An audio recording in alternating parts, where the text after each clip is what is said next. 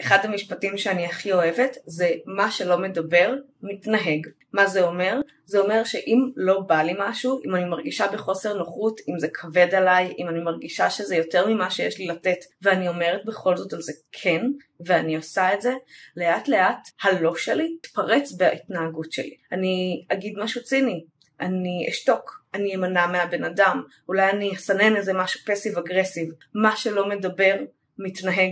ואם אני לא יודעת להגיד את הלא שלי באופן רגוע, באופן נינוח, או באופן מאוד מאוד מקובץ, אבל שמביא את האמת הזאת של מה שקורה פה לא מתאים לי, אני לא יכולה לתת את הדבר הזה, בסופו של דבר מה שיקרה זה שזה יפגע בקשר, ההתנהגות שלי תרמוז על הלא הזה.